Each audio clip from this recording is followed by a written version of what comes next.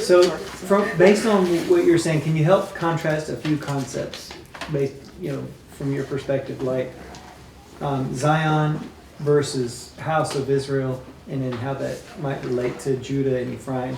Well, Zion is in Jerusalem, but not all of Israel's in Jerusalem. Israel's all around Jerusalem. So Jerusalem's the city of the King, and one day Zion shall be lifted up, and Jerusalem shall be lifted up above all other mountains. So there's that Sinai thing going on again. So Israel's around the base, if you like, and Israel comes up to Zion, and we have in the new heavens and new earth, it comes down like a bride, the heavenly Jerusalem, and all the gates are named after the 12 tribes, and they all come in and go out. But Zion herself is like this ruling body that rules over Israel, and then through that over the universe and the nations. So Zion is a part of Israel, and Israel is a part of Zion. But Zion is like the Senate; it's just above, if you like. And are you saying Zion is a place, or is it a people within a people? It's a people. Just imagine your Congress, okay? Are congressmen Americans? Yes. Yeah. Well, they should be. Some governors aren't Americans. I mean, Arnie's from Austria or somewhere. But they're going to say Auschwitz. Yeah, well, there you go. There you go. But okay, so Congress is American, and congressmen are Americans, but not all Americans are congressmen. Right. That's what Zion is. Not all Israelites are Zion, if you like. The daughter of Zion seems to be a select group. But that's not to say that also the Levites or priests or anything are only Zion either. No, indeed, that's what we've been brought into. Well, actually, remember the Levites could only go halfway up. And actually, if you take that whole tabernacle thing, that symbology, the tabernacle is us, but the Levites minister in the tabernacle. Right. So they minister to us. But some of us might be Levites. Right. Okay, but there's going to be a time when the church is completed, what's called the congregation is completed. The bride makes herself ready. There's going to be a time when there's a marriage of the Lamb. There's going to be a time when Zion is the perfection of beauty, because that's what she was. She fell. She got a bit dirty. God killed her. And he's been raising Zion up. And then there's there's something within that congregation. There's going to be one particular congregation related to the man of steel, if you like, that rules with a rod of iron. That's her son. And that's, as I understand it, the overcomers of Thyatira that rule with a rod of iron. Like Yeshua. So the man-child is not one person. No. It is a group, unity of people who stand, like Pinchas, for example. That's or somebody exactly who right. says the men in valor say, we are going to rule with a rod of iron, we're going to rule with this. That's right. Gotcha. That's right. And so this is going to happen at the fall of Satan. Lucifer fell and became Satan. That was in the past. But Satan is going to fall. He still has access to the heavens. And he's the accuser of the brethren. And in Revelation 12, he's cast down. And he can't do his job anymore. And he's going, well, what am I going to do? Because all I've ever done is deceive, lie and kill. I guess I'll just have to do that on earth. And so he goes out of his way to try and kill as many people as he can. Can't get the woman. Read it. Revelation 12. Hey, you! She can't be touched. She's from Lubbock. What's that? She's from Lubbock. Oh! The accent. Your accent. Her accent is very accent. The Wile E. Coyote's after it. Is it okay we think out loud? Because I know Kevin's got much more intelligent questions than I do. I'm just kind of stumbling. This is all new sort of stuff. Can I ask a question real quick? Yeah. I'm sorry. I just want to make sure I understand what you're saying. So I'm going to kind of try to repeat back to you a concept I think you said. Yep. And you tell me if this is what you actually mean. Is that all right? Is that fair? Okay. Okay. And That's if I can understand what you're saying, I'll see it. And I hope this doesn't sound too like science fiction-y, but this is how thought I heard what you're saying. Yeah. So you're saying, let me start by saying, there's places in the Bible where in the New Testament Jesus will say something like, those that are mine, and it seems to imply like the great confusion of, predestination versus free will, and what does he mean, those that are mine, how are they already his, that whole thing, right? Okay, so with that in mind, it sounds like you're saying that something happened before Adam. Yep. Maybe in our spirits, I don't know how that works, I have no clue. Neither do I. Don't know, I have no idea, but for the sake of English language, I'm going to say spiritually, I don't know, our spirit, something happened that some of the... Something that was up there fell. Yeah, and so like maybe in the whole dry bones thing, Yeah. you said that Zion was slaughtered, so maybe it's on some level, The house of something we Israel. don't know happened, that people that belong to God were somehow Yeah. slaughtered some way we don't understand right now. Yeah. And those are the people maybe that Jesus is referring to when he says, those that are mine, those that the Father's Yes. given me, and that sort of verbiage. So that, Right? yep. Is that what you're kind of saying? Okay, that's one of the things that I wasn't really saying, but that's Well, it basic. sounded like us. No, that's something I take for granted. This whole Okay. predestination, free will thing for me is not even an argument worth arguing about, because it's very clear right from Genesis that there are two seed lines.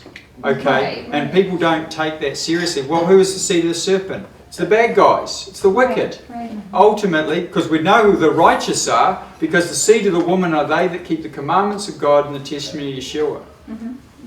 The remnant of his seed. So that's the seed of the woman. That's Zion, and I've already shown the scriptures that link the woman in travail to Zion. So the woman is Zion, and yes, it's related to the church, and yes, it's related to Israel, and I've been trying to show the differences between and how they're connected, that Zion is a part of Israel, but it's a group above Israel, if you like. It's the senators, let's put it that way, or congressmen. But there's something about us that's outside of time and space. There's only two camps. There's only sheep and goats. There's only wheat and tears. There's no purgatory. But the only purgatory there is this world. This little life we have, this is our purgatory. This is where we get to work things out, if you like, if I wanted to. I'm not endorsing purgatory, I'm just using the word. Okay, so predestination versus free will. There's a part of me that was breathed into me choosing God. So there's a part of me that's actually God choosing God. So there's no dichotomy. God within me is choosing God. If someone is not from God, then they choose that which is not from God.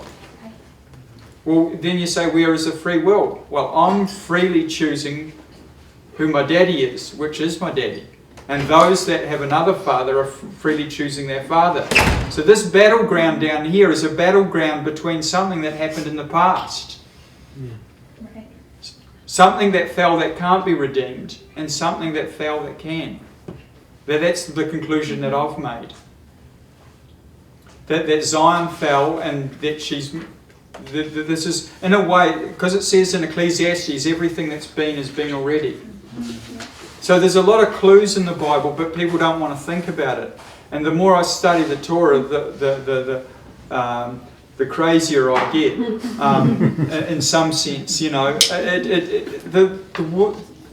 The Torah is telling us about supernatural and reality. This world, I've always called it the supernatural ordinary world.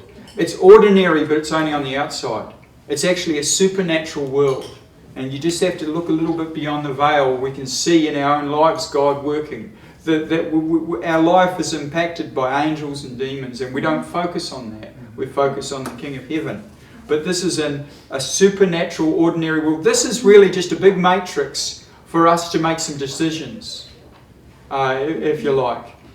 You know, the real me is like Neo, you know, in the bathtub, you know, plugged in.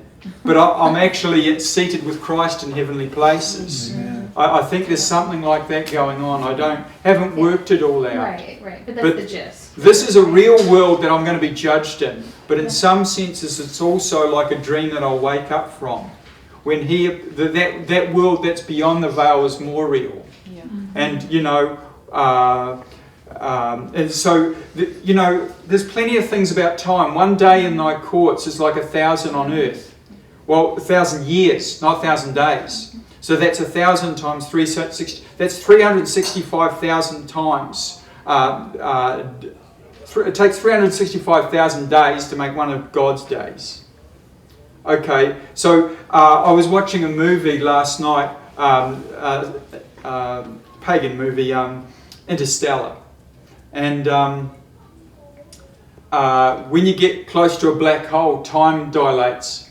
And the chaps that were near this planet, near this black hole, they were going through so many hours, but that was so many years back on Earth. Well, God tells us the same thing. So time is not the way we think it is. We saw, what was the name of that car that we saw? That red one? Oh, it was the Audi D6, I think? Yeah, it has a really nice red anodized aluminium sort of frame. It looks really cool. The sort of thing I'd like to have, but I can't. And but if I travelled in that Audi at the speed of light,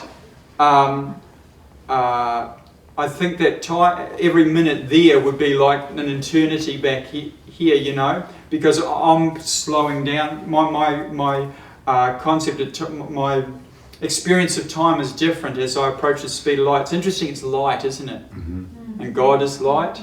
So when we come to God, who is light, we experience like one day. We come back to Earth, and it's 365,000 days, or 1,000 years.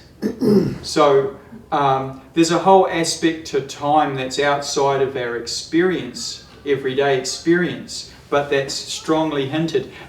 God says on the day, he said to Adam, the day you eat that fruit there, you're going to cark it. And as we'd say in Australia, I don't know if you have that expression, where you'd cark it. Cark it. You're going to Yeah, die? it means you'd die. Oh. So anyway,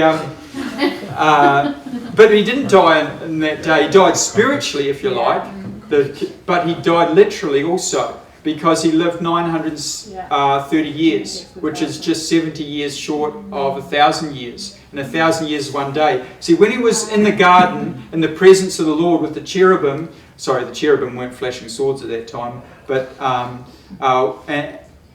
he was in the courts of the Lord. And it talks about the Garden of Eden and the trees of the field envying the Assyrian who was in the Garden of God, who was like Pharaoh and blah, blah, blah. Well, Pharaoh was like Assyrian. And all the other trees envied him. Well, trees don't envy anybody. But angels do, or people do. So the Garden of Eden is also the heavenly court.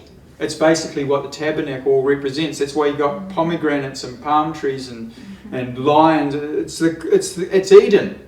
Even when you get up to the heavenly court, we've got a lion, an ox, an eagle, and man. You go to some king's courts, and they'd have some leopard on a leash or something like that. I don't know, something about kings and animals goes together. I just think it's great.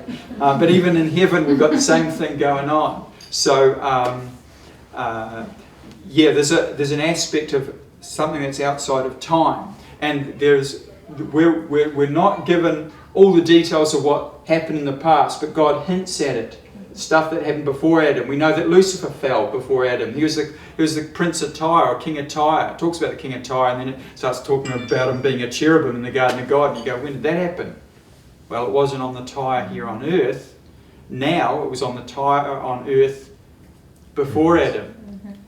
And that's when the cities were broken down. They weren't populated by the birds of the heavens fled. Well, where do birds fly to? If everything, they went somewhere else. We get to Genesis chapter 1, and the whole world is not only tohu vavohu, but it's covered in water. So quite a bit's happened. Where does a bird go to if the whole world's covered in water? Where did they fly to, and what birds were they? It talks about birds being Satan and his angels, and demons and so forth. Mm-hmm. So anyway, you piece things together and you get a little bit of a bigger picture. And by the time you get it all figured out, no one's going to believe you. They'll lock you up. Yeah. That's basically it. But So with She's this, got Teresa. oh.